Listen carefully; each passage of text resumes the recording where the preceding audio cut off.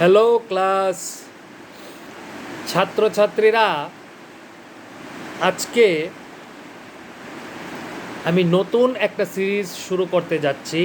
সেটার নাম হচ্ছে পরীক্ষায় ভালো রেজাল্ট করার টিপস।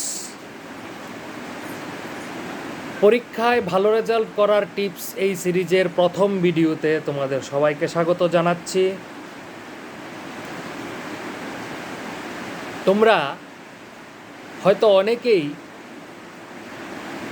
আগামী দিন পরীক্ষা, আগের দিন রাতে হয়তো রাত জেগে পড়াশোনা করেছো, পরের দিন সকালে পরীক্ষার হলে যাওয়ার আগ পর্যন্ত তোমরা পড়ছো।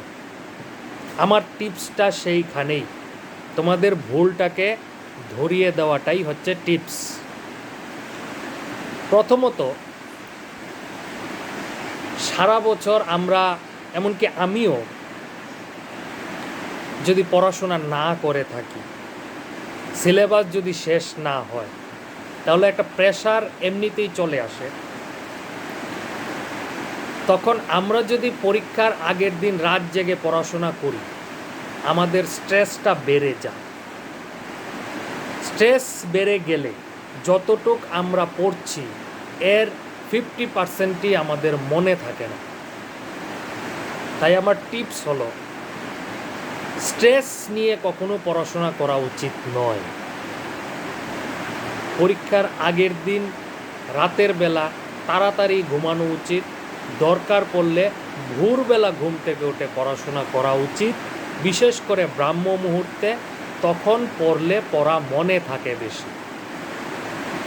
তাছাড়া পরীক্ষার কয়েক ঘন্টা আগ পর্যন্ত হয়তো মনে হতে পারে এই প্রশ্নটা পড়া হয়নি, এই প্রশ্নটা পড়া হয়নি, এটা একটু পড়ে নিই, এটা একটু দেখে নিই। না, সেটা ভুল। পরীক্ষার আগে এমনিতেই মাথার মধ্যে চাপ থাকে। যদি তুমি এর মধ্যে নতুন করে কোনো কিছু পড়তে যাও, তাহলে যা পড়েছ সেটাও ভুলে যাওয়ার সম্ভাবনা থাকে। তাই যতটুকু পড়েছ ততটুকু নিয়েই তোমাকে পরীক্ষার হলে যাওয়া উচিত। বেশি পড়তে গেলে তুমি যা পড়েছ তাও ভুলে যেতে পারো। তাই আমার টিপস সেটাই, যে সারা বছর যদি আমরা পড়াশোনা না করে থাকি, ফাঁকি দিয়ে থাকি, তাহলে কিছু করার নেই। যতটুকু আমরা পড়েছি আমাদের ততটুকু নিয়েই পরীক্ষার হলে যাওয়া উচিত।